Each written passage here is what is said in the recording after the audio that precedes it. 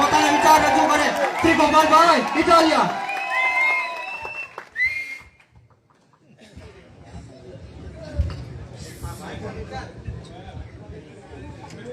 બધા મજામાં? છેલ્લે સુધી અવાજ આવે સરખો? આજે આ જનસભામાં ઉપસ્થિત આપ સૌ માળિયા અને માંગરોળ વિસ્તારના ગ્રામજનો, આગેવાનો, ખેડૂતો, યુવા દોસ્તો, આ બાજુ બેઠેલા અમારા માતાઓ, બહેનો, તમામનો હું હૃદયપૂર્વક ખૂબ ખૂબ આભાર વ્યક્ત કરું છું। સૌનું હું સ્વાગત કરું છું। તમે આટલી બધી વિશાળ સંખ્યામાં આટલી ઉર્જા અને ઉત્સાહ સાથે આમ આદમી પાર્ટીની સભામાં આવ્યા છો, એ અમારા માટે સૌભાગ્યની બાબત છે, ખુશીની બાબત છે।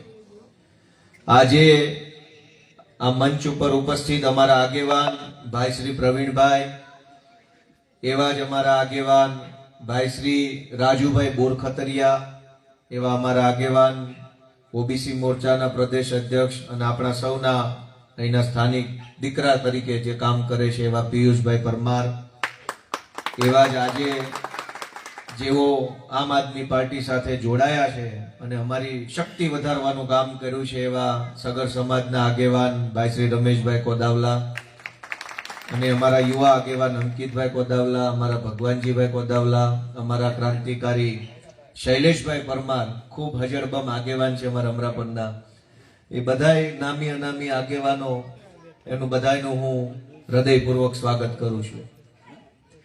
દોસ્તો, સમય આવી ગયો છે પરિવર્તન લાવવા માટેનો, અને પરિવર્તનનો સંદેશ વિસાવદરથી લઈને ગુજરાતના ગામડે ગામડે પહોંચાડવાની જવાબદારી હું અત્યારે નિભાવી રહ્યો છું।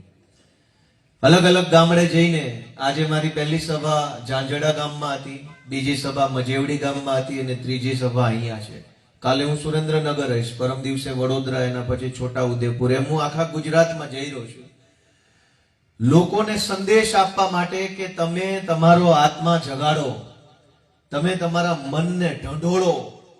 ઘણા વર્ષો થઈ ગયા, આપણે બહુ સહન કરી લીધું અત્યાચાર, અન્યાય અને શોષણ। હવે સહન કરવાના દિવસો પૂરા થયા છે, હવે સેજ આપણે જાગવું પડશે। એ સંદેશ લઈને હું આજે તમારી વચ્ચે આવ્યો છું।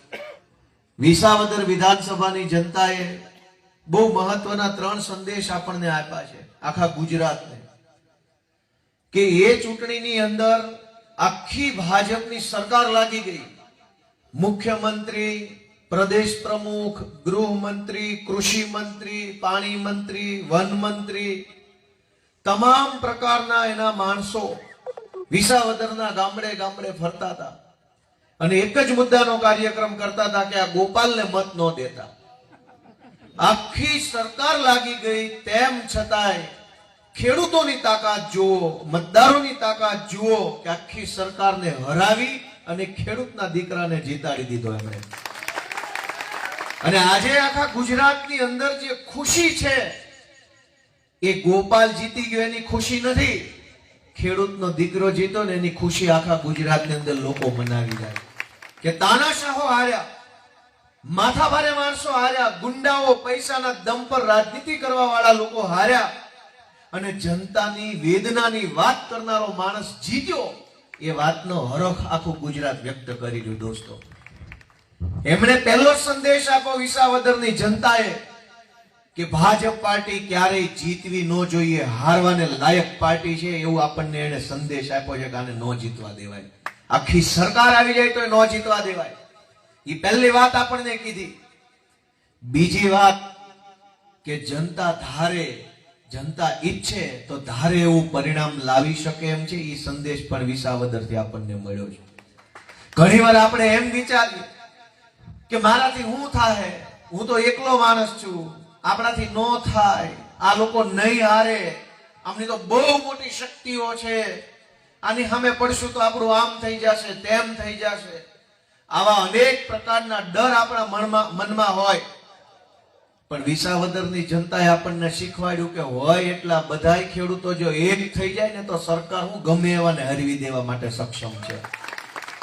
આજ માળિયામાં કે માંગરોળની અંદર 100 સમસ્યાઓ હશે, પણ 100 લોકો એક નથી થતા. મોટો પ્રશ્ન એ છે.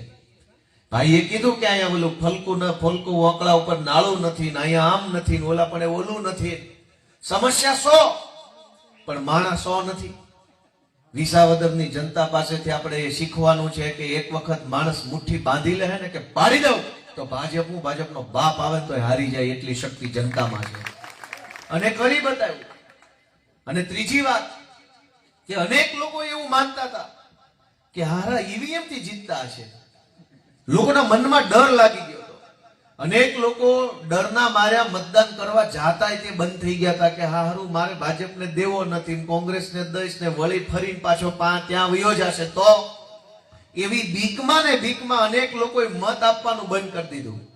કેટલાક લોકો એવા હતા કે એને સીધો ભાજપને આપવાનું ચાલુ કર્યું. ફરી ન્યા જ વયો જતો હોય તો હું જ સીધો આપી દઉં એટલે એક લપ મતે.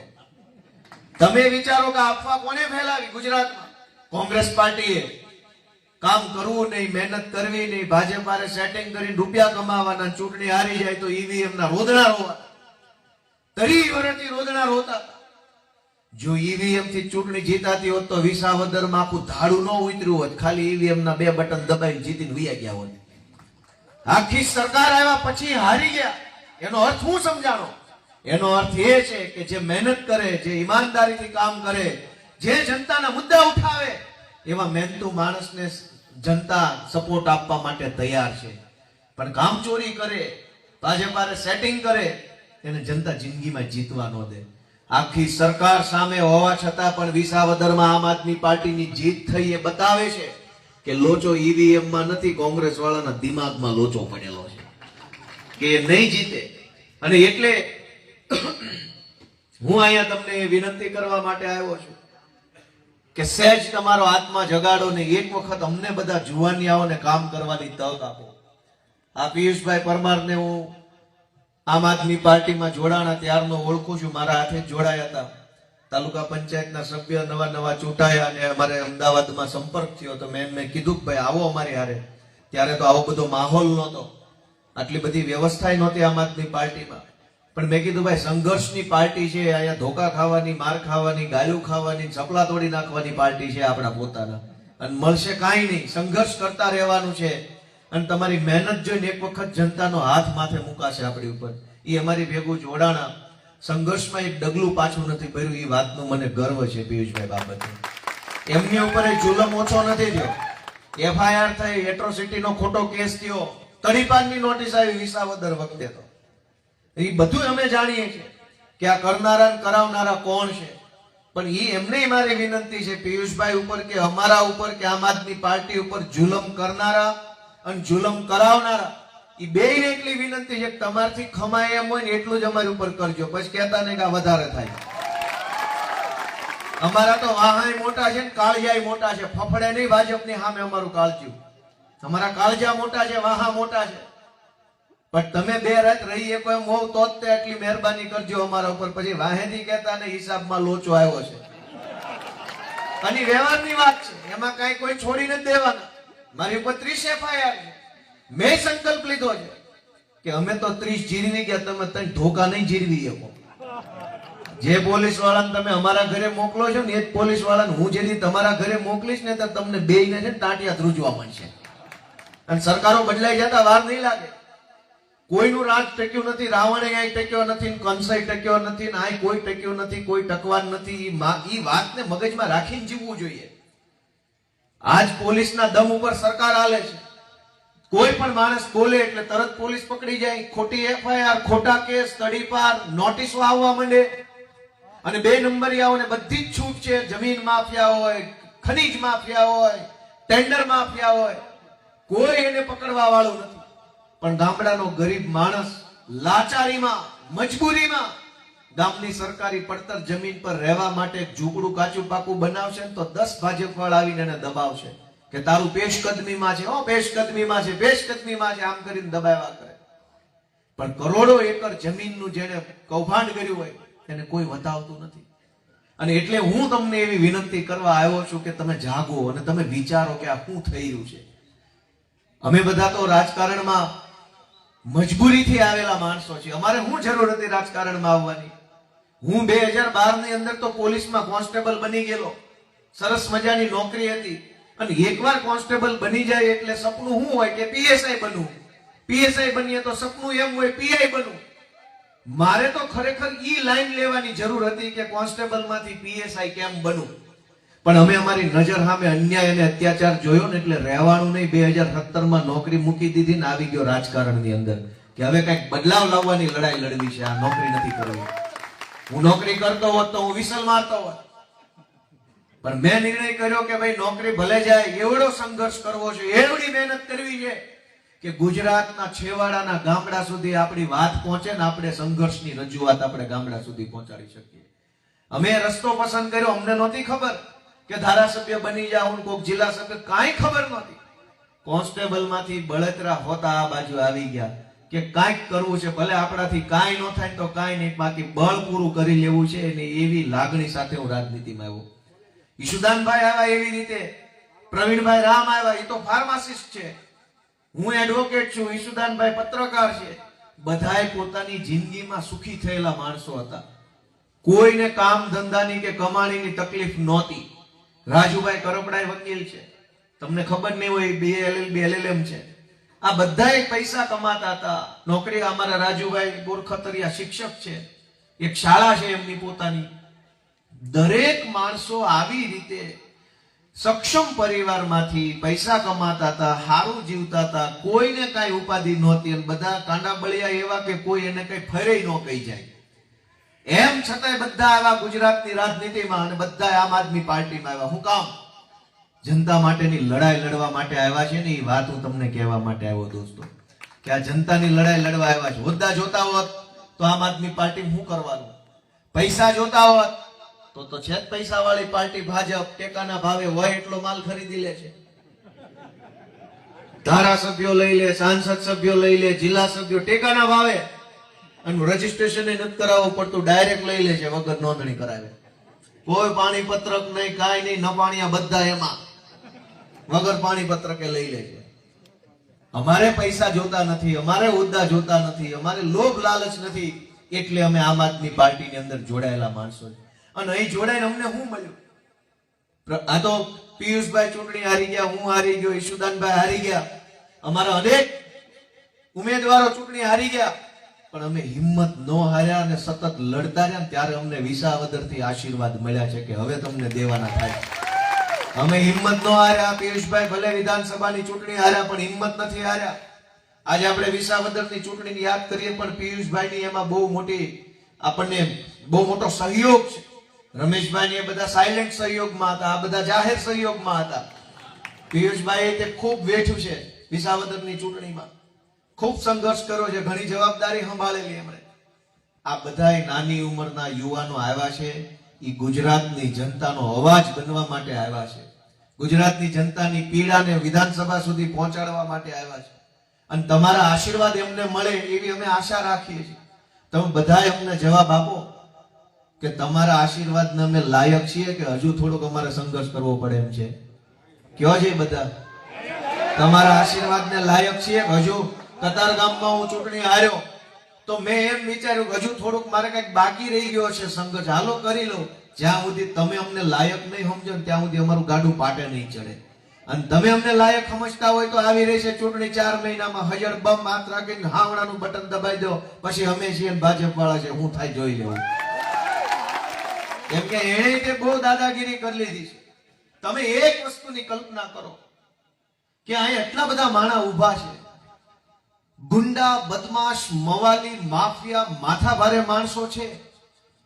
ઈ વટથી પોલીસ સ્ટેશન જઈ શકે છે કે સામાન્ય માણસ વટથી જઈ શકે છે? બોલો. સામાન્ય માણસ છે ને એ બીતા બીતા જાય છે અને ગુંડા વટથી જાય છે પોલીસ સ્ટેશન. આ વાત સાચી છે ખોટી છે? એનો અર્થ એવો છે કે આ પોલીસ સ્ટેશન સામાન્ય માણસ માટે નથી, ગુંડા માટે બનેલું છે. વાત સાચી કીધી ખોટી કીધી? એક નિર્દોષ માણસ, ભોળો માણસ, સામાન્ય માણસ, ખેડૂત માણસે પોલીસ સ્ટેશન જવું હોય તો 4 જણાને હારે લઈ જવા પડે કે મારે હારે હાલો ને, કાકાન, બાપાન, ફુવાન, ગામના આગેવાન, કેટલાને લઈને જવું પડે છે. તો અહીં તે બીક અંદરથી લાગ્યા કરે છે કે મને કઈ કરી નહીં નાખે ને. અને જે 2 નંબરિયા છે ઈ મામાના ઘરે જતા હોય ને અંદર મામા વાટે બેઠા હોય, ભાણું લગાવીને કે ભાણો આવે એમ પગથિયા ચડી જાય વટથી. આ પરિસ્થિતિ છે ગુજરાતની. એક સામાન્ય માણસે મામલતદાર ઓફિસ જવું હોય તો બીક લાગે. ઓલું કાગળ લાવો, આ કાગળ લાવો, અંગૂઠો નથી, સહી નથી, કાલ આવજો, ઓલા ટેબલ જાઓ, આમ ટેબલ વયા જાઓ, નથી, સાહેબ રજા પર છે, કોમ્પ્યુટર બંધ છે, સર્વર નથી, પછી આવજો, ટાઈમ નથી. 100 પ્રકારના તો આપણને ઉધડા જવાબ આપવામાં આવે. અને કોક માણસ મારી જેવો જાય ને બહુ બોલે તો મામલતદાર એમ કહી દે થાઈ કરી લેજો, જાઓ. કેશ જ નથી કેતા આવું. અત્યાર સુધી તો આપણને એમ થતું આપણાથી શું થાય એટલે નિરાશ થઈ પાછા વહી આવતા. તો જવાબ વિસાવદર થી આવ્યો છે. ઘઉકો કેમ થાય કરી લેજો, કે વિસાવદર વાળી થાય હોય તો જો. કોઈ સરકારી માણસ એમ કે હું થાય કરી લેજો તો આય બટા લાગ માલ, તારી વિસાવદર વાળી કરું. સાચી વાત છે કે ખોટી વાત છે? થાય કરી લેજો. જે સરકારી માણસ હોય થાય કરી લેજો એમ કહી દે જનતાને. આ નથી આ નાળું વાંકડું બનતું. તમે ભાજપના માણસો કહો તેમ કે થાય કરી લેજો. હવે થાય એની હવે તું જોઈ લેજે આમાં કેવી થાય છે. તું મળ ચૂંટણીમાં હામો, પછી હું તને કહું આમાં શું થાય. હવે તમારે કહેવાનું છે ક્યાં સુધી સહન કરવાનું અને હું કામ સહન કરવાનું. આટલું બધું સહન ગુજરાતની જનતા આ ભાજપનો અન્યાય સહન કરે છે. મને નવાઈ લાગે કે બાપ દાદાની જમીનના ભાઈઓ ભાગ પડે ને 2 વીઘા નાના ભાઈને વધુ વહી જાય તો બાંધણું 3 પેટી સુધી હાલે કે વધુ વહી ગઈ છે. પ્રાંત ઓફિસમાં અપીલ કરું, કલેક્ટરમાં અપીલ ને ઉપર અપીલ ને હાઈકોર્ટ ને હું થાય. 2 વીઘા જમીનનું બાંધણું 3 પેટી સુધી આંકવાનું.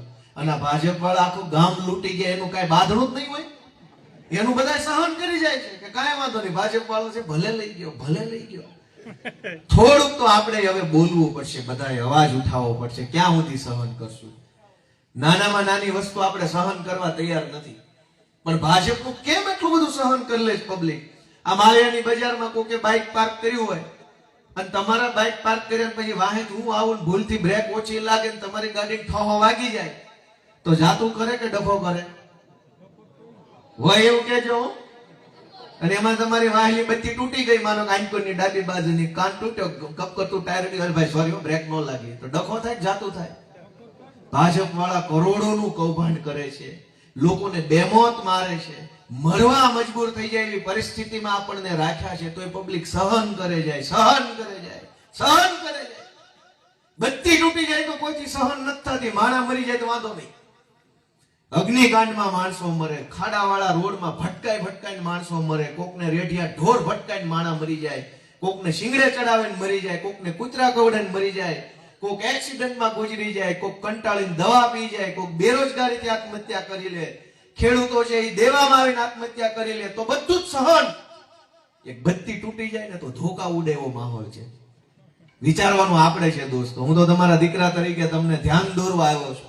ઉંમરમાં નાનો છું, મારે કહેવાય નહીં જાજુ, પણ તમને હું વિનંતી કરું છું કે થોડુંક જાગે, બધા વિચારો કે આપણે ક્યાં મત આપીએ છીએ અને એ મત આપ્યા પછી આપણે યારે શું થઈ રહ્યું છે. તમે કલ્પના કરો કે કરોડો રૂપિયા સરકારમાંથી આવે છે અને આ બાજુ સામાન્ય માણસની જીવનની પરિસ્થિતિ શું છે. સરકારી દુકાનેથી અનાજ જે ગરીબ માણસ લેવા જાય છે એમાંય કેટલો તો એને દબડાવવામાં આવે છે. આજ આવજો, કાલ આવજો, એક અંગૂઠો મૂકીને 2 મહિનાનો માલ કાઢી લેવાનો, ખરાબ હડેલું અનાજ આપવામાં આવે. બોલાય નહીં તમારાથી, બોલો તો કે તારું કૂપન માંથી નામ કાઢી નાખું. ધાક ધમકીનો કોઈ આવું સાચું બોલું છું ખોટું બોલું છું? 4-5 જણા આ પાડી એનો ખૂબ ખૂબ આભાર. બધા ક્યાં આ પાડી છે? દાંત બધા કાઢ્યા. જો આ હા કે ના પાડવાનું એક મહત્વ છે, તમને ખબર છે બધાય? કે જો અહીંયા 1 2 3 4 5 6 7 8 10 મોબાઈલમાં રેકોર્ડિંગ હાલે છે. માળિયાના અહીંયા ઓલા ભાઈએ પત્ર 2-3 મને આપ્યા કે અહીંયા આમ છે ને ઓલા ગામમાં આમ છે ને ઓલો પુલ નથી ને ઓલું મોકળું નથી ને આ નથી ને તે નથી. વર્ષો જૂની સમસ્યા તમે કીધી, કોઈ સાંભળે છે? કોઈ સાંભળે છે એ સમસ્યા? પણ આજ અહીંયા ગોપાલ ઇટાલિયા આવ્યો છે એટલે ભાજપના મીંદડા હંતાઈને સાંભળતા છે કે બોલે છે. એમાં કેટલા કઈ ખૂણે ખાસ કે હોય અને ખૂણે નો આવી કે હોય ને મોબાઈલ ની વાહે એટલે કે લાઈવ જોતા હોય ઘરે બેઠા બેઠા. અમથા નહીં સાંભળે તમારી વાત, આજ સાંભળશે. કેમ કે આજે અહીંયા આમ આદમી પાર્ટી આવી છે, ગોપાલભાઈ ઇટાલિયા આવ્યા છે, પ્રવીણભાઈ રામ આવ્યા છે. હવે એ સમયે જયારે મીંદડા ફરવા કામ કરીને સાંભળતા હોય, હું તમને એમ પૂછું કે ભાજપે આમ કર્યું, બોલો હાજી વાત, એટલે તમે ઢીલી હા પાડો એટલે ઓલા મીંદડા મોજમાં આવી જાય કે માણસ જાજુ છે પણ ખાલી જોવા ભેગું છું, બીજું કઈ છે નહીં આમાં, ખાલી જોવા જ આવે. આ કઈ મતબત ગોપાલ ને દે એમ નથી, ભાજપ વાળા જ છે બધા. પછી હું તમને પૂછું કે ભાજપ વાળા ચોર છે બરાબર, એટલે પબ્લિક એમ કે હા, એટલે મીંદડા છે ને ઠેકડા મારે છે, બાપુ જભા ફાટી જાય એવો માહોલ છે માળિયામાં એમ કે તમારી હા ને તમારી નાની નોંધ અત્યારે કોણ લેતું હશે? મીંદડા. અમથા નહીં સાંભળે, અમથા કોઈ નહીં સાંભળે, આજ સાંભળતા હશે બધા ધ્યાનથી. અને એટલે તમારો અવાજ ઈ મીંદડાના કાને પોગારવો હોય તો હોકારો તમારે વાત જેવી હોય એ પ્રકારનો આપવો પડે, એટલે તમારો હોકારો નોંધાઈ જાય ને મીંદડા સ્ટેશને, અને તરત ઈ ઉપર ફોન કરશે કે બાપુ મરી જાય એવો માહોલ છે માળિયામાં, પગ નહીં મુકાય. એટલે એ તમારા હોકારાનો મહત્વ છે. હું તો તમને વિનંતી કરવા આવ્યો છું, મારે એક વાત યાદ કરવી છે. હું 2022ની વિધાનસભાની ચૂંટણીમાં આ પિયુષભાઈનો પ્રચાર કરવા માટે આવ્યો હતો, ત્યારે માળિયાની બજારમાં મહારાણા પ્રતાપ સાહેબનું પૂતળું છે, પછી એક આખા બજાર છે. હું તો તેની જિંદગીમાં પહેલી વાર આવેલો, એની પહેલા એકવાર ઓલા કાર્યાલયમાં આવ્યો હતો, પછી મેં માળિયા બહુ જાજુ જોયું નથી. ઈ પૂતળાથી હાલતો હાલતો બજારે ગયો, એટલે હાકડી બજાર છે, બે બાજુ દુકાનો છે બધી. એમાં હું બધાને આમ કરતો જતો હતો, નમસ્તે કાકા બાપા, રામ રામ, શ્યામ શ્યામ, પિયુષભાઈ મત દેજો, આપને મત દેજો, એવું કહેતો હતો. એમાં એક બાપાએ મારો હાથ આમ પકડીને ખેંચ્યો મને દુકાનમાં. હું કઈક વિચારું કે હું થયું, એ પેલા ખેંચી લીધો કોણો અંદર દુકાનમાં. અહીંયા કોઈ છોકરી દેવા તૈયાર નથી, તમે કઈક બધા વાંઢાનું કરાવો એટલે મત બધા તમારા. આ ગામમાં કોઈ છોકરી દેવા તૈયાર નથી, એવું મને એક દુકાનવાળા કાકાએ કીધેલું, સાચું ખોટું તમે જાણો. અને એટલી બળતરા સાથે, એટલી પીડા સાથે, એટલા આક્રોશમાં એને મને કીધું, ગુસ્સામાં કીધું કે અહીં કોઈ છોકરીઓ દેતું નથી, તમારે રાજનીતિ કરવી હોય તો અમારા છોકરા વાંઢા ફરે છે. વાત દાંત કાઢવાની કરતા તે દુઃખ લગાડવાની વધુ છે. તમે જાણો એ પરિસ્થિતિ કેમ થઈ? 35 વર્ષથી ભાજપને મત આપ્યા, કા મલકમાં કોઈને દીકરી દેવાનું મન ન થાય, એવું તો હું પાપ થઈ ગયું? જવાબદારી ભાજપની હતી કે અહીંનો વિકાસ કરે, અહીં 4 હારા રોડ બને, 4 હારી કોલેજ બને, 2 હારી જીઆઈડીસી આવે, 4 હારા વેપાર આવે. હું કામ ન થાય કાઈ? પણ એ 35 વર્ષમાં કાઈ ન થયું, તારે એ વેપારી આવી બળતરા મને કીધી ને, કાઈ અહીં રહેવા લાયક નહીં વધ્યો ત્યારે ને. વાત સાચી કે ખોટી તમે જાણો, દેશે નથી દેતા, હું અહીંનો છું નહીં.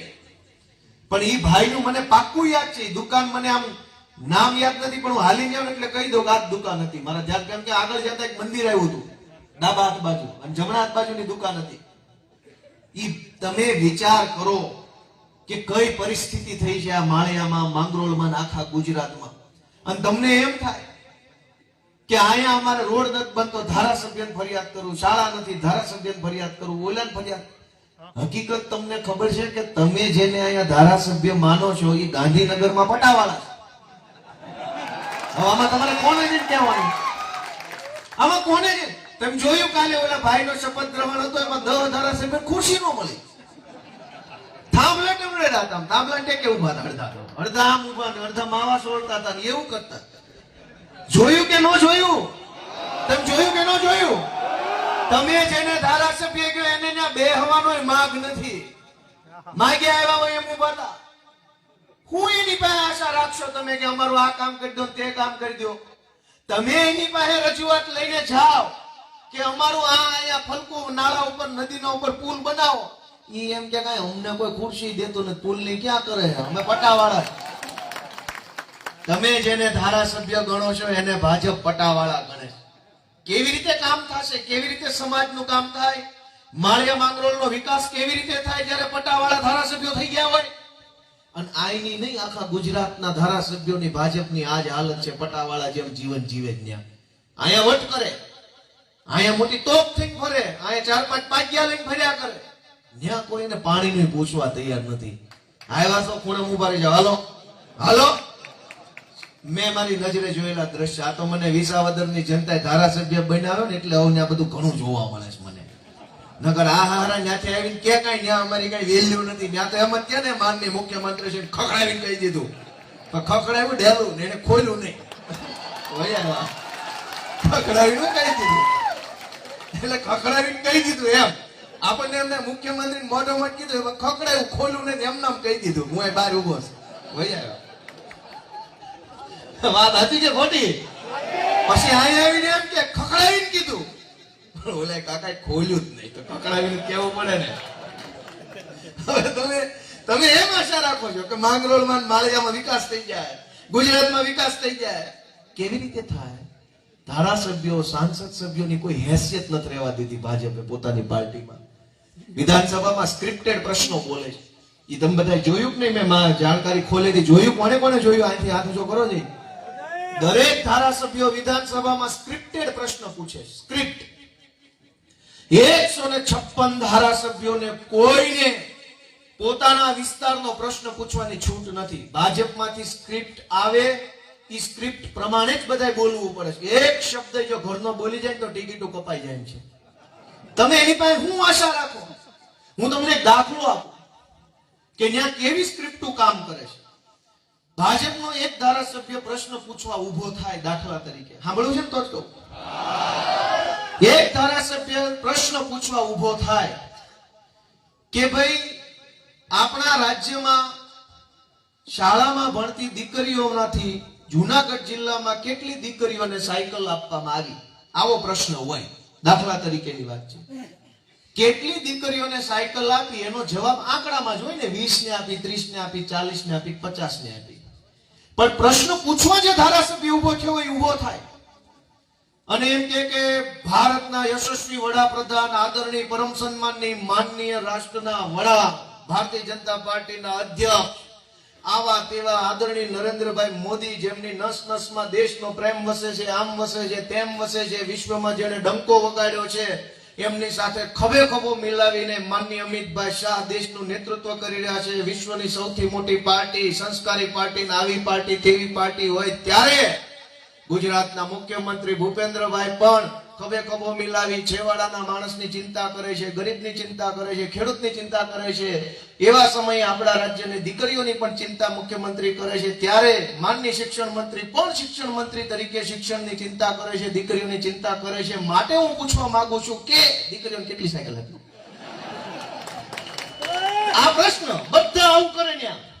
પછી ઓલો જવાબ આપવા ઉભો થાય શિક્ષણ મંત્રી કે આપણા દેશના યશસ્વી વડાપ્રધાન, જેને દુનિયામાં ડંકો વગાડ્યો છે, દેશનું નામ વધાર્યું છે, ભારતને 5 ટ્રિલિયન ઇકોનોમી બનાવી છે, દેશમાં આમ થઈ ગયું, દેશમાં તેમ થઈ ગયું, દેશમાં આમ થઈ ગયું, એવા અમિતભાઈ શાહ દેશમાં આમ થઈ ગયું, દેશમાં તેમ થઈ ગયું, અમિતભાઈની નસ નસમાં રાષ્ટ્રવાદ છે, ભારતનું આમ છે, ભારતનું તેમ છે, એવા ભૂપેન્દ્રભાઈ ગુજરાતનું આમ છે, ખેડૂતોનું કલ્યાણ છે, શિક્ષણનું આમ છે, તેમ છે. ત્યારે જુનાગઢમાં 30 સાયકલ આપી. આ ધંધો હાલે છે. આ ધંધો એટલે બીજો પ્રશ્ન આવે કે અમરેલી જિલ્લામાં વિધવા સહાય કેટલા બહેનોને આપવામાં આવી? એનો આંકડો હોય કે 20 ને 30 ને 40 ને. એટલે ઉભો થાય ભારત દેશના યશસ્વી વડાપ્રધાન, પછી લાંબુ કેટલા બહેનોને વિધવા સહાય આપી? ઓલો જવાબ આપવા ઉભો થાય ભારતના યશસ્વી વડાપ્રધાન નરેન્દ્રભાઈ, અમિતભાઈ, ભૂપેન્દ્રભાઈ, આ ભાઈ, તે ભાઈ, 25 બહેનોને વિધવા સહાય આપી. ત્રીજો પ્રશ્ન આવે કે કેટલી શાળાઓ છે ભાવનગર જિલ્લામાં, સરકારી પ્રાઇવેટ કેટલી છે? એટલે પાછો બધા ભારતના યશસ્વી વડાપ્રધાન અમિતભાઈ, નરેન્દ્રભાઈ, પાટીલભાઈ, સંઘવીભાઈ, કેટલી શાળા છે? આમ તો જવાબ ભારતના યશસ્વી વડાપ્રધાન નરેન્દ્રભાઈ, અમિતભાઈ, ભલાણાભાઈ, આ ભાઈ, તે ભાઈ, 20 શાળા. તમે સમજો છો કઈ હું કહું છું? વિધાનસભામાં આ ખેલ હાલે છે. હાવ ટાઈમ પાસ, સ્ક્રિપ્ટ. કોઈની ઓકાત નથી કે એક શબ્દ પોતાની મરજી પ્રમાણે બોલે. અહીંયા કે આખા ગુજરાતના ભાજપના ધારાસભ્ય બની જનતાનું ગળું દબાવવા વાળા ગુંડાઓ, ત્યાં વિધાનસભામાં ઓકાત નથી મરજી પ્રમાણે રામ રામ બોલીએ. પૂછવું પડે ભાજપ વાળા કાકાને, કાકા રામ રામ કરું ગોપાલભાઈ ને? કાકો હા પાડે તો જ કરે, નકર હેઠી મુંડી કાલીને વયો જાય છે. અહીંયા જે ડોન બનીને ફરે છે એની વિધાનસભામાં ઓકાત નથી. વિધાનસભામાં ટાઈમ પાસ હાલે છે. હાવ તમે વિચાર કરો કે કેવા માણસો આપણા મતથી ચૂંટાઈને ત્યાં બેઠા છે. અને આ બધો ખેલ ખુલ્લો ન પડી જાય એટલે ગુજરાતની વિધાનસભાનું લાઈવ પ્રસારણ બંધ કરી દીધું છે. દેશની લોકસભા લાઈવ આવે છે, રાજ્યસભા લાઈવ આવે, રાજસ્થાનની વિધાનસભા લાઈવ આવે, કર્ણાટકની વિધાનસભા લાઈવ આવે, તેલંગાણાની લાઈવ આવે, તમિલનાડુની લાઈવ આવે, ઉત્તર પ્રદેશની લાઈવ આવે, પંજાબની લાઈવ આવે. દિલ્હીની લાઈવ આવે, ઉત્તરાખંડની લાઈવ આવે, આસામ રાજ્યની વિધાનસભા લાઈવ આવે, ગુજરાતનું લાઈવ નથી આવતું. હું કામ? જે દિવસથી તમને લાઈવ બતાવશે ને તે દી આ ખેલ ખુલ્લો પડી જાય કે એકેય કાંઈ આવડતું નથી, બધું ગાંડાનું ટોળું ભર્યું છે અહીંયા આખું. અને જે દિવસથી લાઈવ આવે તે દિવસથી જનતા જાગી જાય કે આ હું ખેલ હાલે. પ્રશ્ન હોય 2 લીટીનો 10 લીટી અગાઉ બોલવાની, જવાબ હોય અડધી લીટીનો 10 લીટી અગાઉ બોલે. આ ખેલ મેં મારી નજરે 8, 9 અને 10 સપ્ટેમ્બરના રોજ જોયો. મેં બહાર આવીને આ ખેલને ખુલ્લો પાડ્યો કે વિધાનસભાનું લાઈવ પ્રસારણ હોવું જોઈએ. તમે બધા મને કહો કે લાઈવ પ્રસારણ હોવું જોઈએ કે ન હોવું જોઈએ? હું કામ ન હોવું જોઈએ? ભાજપની સભાઓ લાઈવ બતાવો છો તો વિધાનસભા લાઈવ બતાવો. જનતાને એ જાણવાનો હક છે કે અમે જેને મત આપ્યો એ ધારાસભ્યને ઉભો રહીને હું બોલ્યો. બધાને ખબર પડે ને કે કેવો માણસ આપણા હાથે ચૂંટાઈ ગયો છે. બીજી વાર ફેરફાર કરવો હોય તો ખબર પડે. પણ લાઈવ પ્રસારણ એટલે બંધ રાખ્યું છે કે વિધાનસભામાં ટાઈમ પાસ હાલે છે. ગુજરાતના ખેડૂતો અત્યારે દુખી છે, યુવાનો દુખી છે, કોઈની પાસે કામ ધંધો નથી. માળિયા માંગરોળ જેવા નાના સેન્ટરમાં ભણી ગણીને મા બાપ એટલું તો ભણાવે, પછી નોકરી કરવા ક્યાં જવાનું? બહેનો દીકરીઓ શું કરવાનું? ખેતી સિવાય જેની પાસે બીજી વ્યવસ્થા ન હોય એને શું કરવાનું? દોસ્તો, અનેક પ્રશ્નોથી આપણું જીવન ઘેરાઈ ગયેલું છે. અમે તમારી પાસે એક તક માંગી રહ્યા છે કે આ બધાને તમે તક આપી, કોંગ્રેસ વાળાને તક આપી, ભાજપ વાળાને તક આપી, બધાનું જોઈ લીધું કે બધા શું કરવાના છે. એક તક અમને જુવાનિયાને આપો તો અમે ઘણું કામ કરી શકીએ એમ છે, એવી મારી તમને વિનંતી છે. ચૂંટણી ટાણે બહુ મોટી સમસ્યા આવે છે. અત્યારે આપણને અનાજ ન મળતું હોય એની તકલીફ લાગે, રોડ ન હોય એની તકલીફ લાગે, નાળું નથી બનતું એ તકલીફ લાગે, મગફળીનો ભાવ નથી મળતો એ તકલીફ લાગે, મગફળીને 200 મણના બદલે 70 મણ ખરીદ છે એની તકલીફ લાગે. પણ ચૂંટણી આવે ને ત્યારે ઈવીએમ માં આપણે જોઈએ કે આપણી જ્ઞાતિનો કયો છે, આમાંથી કયો છે. એક મોટી સમસ્યા આવી છે દોસ્તો, આપણે વિચારવું પડશે કે ઈવીએમ ઉપર આપણે આપણી જ્ઞાતિનો જ્યાં સુધી ગોતતા રહેવું ને ત્યાં સુધી દુઃખ આપણા દૂર નથી થવાના. જેથી આપણે ગોતશું ને આમાં કામનો કયો છે અને કામનાનું બટન દબાવ્યું ને તેથી કામ ચાલુ થઈ જવાનું. યા તો આપણા ગામનો ને કા કામનો, બેમાંથી એક જ વ્યક્તિ પસંદ થઈ શકે છે. વર્ષો સુધી આપણે બધા હિન્દુ, મુસલમાન, પાકિસ્તાન, ભારત, અફઘાનિસ્તાન ચૂંટણીમાં આવા મુદ્દા. તાલુકા પંચાયતમાં વિચાર કરો, તાલુકા પંચાયતની ચૂંટણીમાં તો તાલુકાનો વિકાસ કેમ થાય, ગામડાના નદી નાળા, પુલિયા, પૂર સંરક્ષણ, દિવાલ, આંગણવાડી, સ્મશાન, શાળા, પાણીની ટાંકી, હવેડા કેમ બને એની વાત કરવાની હોય. એના બદલે દરેક ચૂંટણીની અંદર હિન્દુ, મુસલમાન, પાકિસ્તાન, કાશ્મીર, કેરળ આવે, આપણે છેતરાઈ જઈએ, ભોળવાઈ જઈએ અને પછી 5 વર્ષ આપણે જ ભોગવવું પડે છે. તમને હું છેલ્લી વાત કહેતો જાઉં કે કોઈ પાર્ટીના કોઈ રાજકારણીયા ક્યારેય મરી નથી જતા. હું પિયુષભાઈ બંને ચૂંટણી હારી ગયા પણ દવા નથી પી ગયા, જીવીએ છે વટથી, મજાથી, મોજથી. પણ ભાજપની સરકાર બની, હીરાના ધંધામાં મંદી આવી, 50 રત્ન કલાકારો દવા પી ગયા. અમે બે તો જીવીએ જ છે ને. મરી કોણ ગયું? આમ જનતા મરી ગઈ. 100 કરતા વધુ ખેડૂતોએ આત્મહત્યા કરી, લેણું થઈ ગયું, પાક નિષ્ફળ ગયો, માવઠાનું વળતર ન મળ્યું, કોકનો માલ લઈ ગયા અને પેમેન્ટ નું આવ્યું, ખોટા ચેક પકડાવી ગયા, કોકની હારે કંઈક થયું, કોકની હારે કંઈક થયું. 100 જેટલા ખેડૂત આત્મહત્યા કરી ગયા, 50 રત્ન કલાકારો આત્મહત્યા કરી ગયા. નેતા એકેય ન મળ્યો, એનોય નહીં, અમારોય નહીં, જનતાનો મરો થયો. આ વાત સાચી છે ખોટી છે? તમે વિચારો કે કોના રાજમાં આ ઘટના બની? અને આત્મહત્યા કરી એ તો અલગ, અગ્નિકાંડ થાય 100 લોકોના મૃત્યુ, લઠાકાંડ થાય 100 લોકોના મૃત્યુ, જથ્થાબંધ મોત તો અલગ છે. આખો દોસ્તો વિચાર કરવાનો સમય આવ્યો છે કે એક વખત વિચારો, એક વખત જાગો, બધી જ વસ્તુમાંથી બહાર આવી અને એક વખત નિર્ણય કરો કે ભાઈ આ વખતે હાવણો ફેરવવો છે, બીજી કોઈ વાત નહીં. એમ સંકલ્પ લઈને આ વખતે અમને આશીર્વાદ આપો એવી મારી વિનંતી છે બધાને. દોસ્તો 100 પ્રશ્નો છે, એનો જવાબ નેતૃત્વમાં છે. ગુજરાતની આજની સૌથી મોટી સમસ્યા કહીને મારી વાત પૂરી કરી દઈશ. આપણને એમ લાગે કે આ બધી સમસ્યા છે. ગુજરાતની સૌથી મોટી સમસ્યા ઈ છે કે ગુજરાતમાં કોઈ નેતા જ નથી. નેતા હોય ને તો આજ નહીં તો કાલ રસ્તો નીકળે. જેના ઘરનો આગેવાન હજળબમ હોય ને ઘર દુખી ન થાય. જે જ્ઞાતિનો આગેવાન મજબૂત હોય જ્ઞાતિ દુખી ન થાય. જે ગામનો નેતા મજબૂત હોય, ગામમાં નાની મોટી અગવડતા પડી હોય તો ગામમાં રસ્તો નીકળે. મારી વાત સાચી કે ખોટી? આજ આ ભાજપના રાજની સૌથી મોટી સમસ્યા કે કોઈ નેતા જ નથી, બધા પાયદળિયાઓ છે. હૈસો કરવા વાળી ટોળકી છે, કોઈ નેતા નથી. તમે ગમે એવડો પ્રશ્ન લઈને સાંસદ સભ્ય ધારાસભ્ય પાસે જાશો, એનાથી કઈ થાહે નહીં. હું કામ? એની હેસિયત નથી. એ બધા પાયદળિયાઓ છે, મોદી મોદી કરવા રાખ્યા છે બધાને, બાળે રાખ્યા 1.5 લાખમાં. ધારાસભ્ય પગાર 1.5 લાખ હોય, કરવાનું તો કે મોદી મોદી. દોસ્તો, ગુજરાતની સૌથી મોટી સમસ્યા છે કે નેતૃત્વ વગરનું ગુજરાત બનાવી દીધું છે આ લોકોએ. અને હવે તો એમને નેતા નથી જડતો. હમણાં પ્રદેશ પ્રમુખ બનાવવાના હતા કે ચૂંટણી કરું, કાંઈ ચૂંટણી થઈ નહીં, બિનહરીફ થઈ ગયું બધું. એને નેતા નથી મળતો. નરેન્દ્ર મોદી, અમિત શાહ, બે પછી ગુજરાતમાં કોઈ નેતા એને પેદા નથી થવા દીધો ની સૌથી મોટી સમસ્યા છે. ગુજરાતના કોઈ વિસ્તારોમાં કોઈ નેતા નથી વધવા દીધો. આગેવાન હોય તો વાત સાંભળે, આગેવાન હોય તો આમ હાથ પછાડીને ગમે ત્યાંથી કઈક કામ કરાય આવે. આગેવાન હોય જ નહીં તો આજ હું ખાલી એક સામાન્ય ધારાસભ્ય તરીકે ચૂંટાયો તો ઘણી વ્યવસ્થા પાટે ચડી ગઈ છે. એ વાત તો માનો છો કે નહીં? ધારાસભ્ય હોય એ જરૂરી નથી, આગેવાન હોય એ જરૂરી છે. આગેવાન હોવું અલગ વાત છે ને ગમે એવો નાનો મોટો હોદ્દો હોવો અલગ વાત છે. દોસ્તો, આગેવાન વગરનું ગુજરાત ક્યાં જશે? કોણ આગળ લઈ જાય? કઈ દિશામાં લઈ જાય? હોય એટલા બધા કે ખાલી હૈસો કરવા વાળા છે. અમે ગુજરાતનું નેતૃત્વ કરવા માંગીએ છીએ. અમે એમ માનીએ છીએ કે અમને ભગવાને એ તાકાત આપી છે કે અમે સમાજનું નેતૃત્વ કરી શકીએ. અમારા ઈશુદાનભાઈ, અમારા પ્રવીણભાઈ રામ, અમારા રાજુભાઈ કરપડા, અમારા ચૈતર વસાવા ગુજરાતની આગેવાની કરી શકે એવા નેતા છે એવું અમે માનીએ છીએ. તમે એવું માનતા હોય તો અમારા નેતાઓની ઉપર હાથ મૂકી દેજો, આશીર્વાદ આપી દેજો, એવું તમારા બધા પાસે માંગણી કરું છું. દોસ્તો, આપ સૌએ આટલી મોડી રાત સુધી વિશાળ સંખ્યામાં હાજરી આપી, આટલી ધીરજ અને ધગશથી મારી વાત સાંભળી, એ બદલ હું આપ સૌનો ખૂબ ખૂબ હૃદયપૂર્વક આભાર વ્યક્ત કરું છું.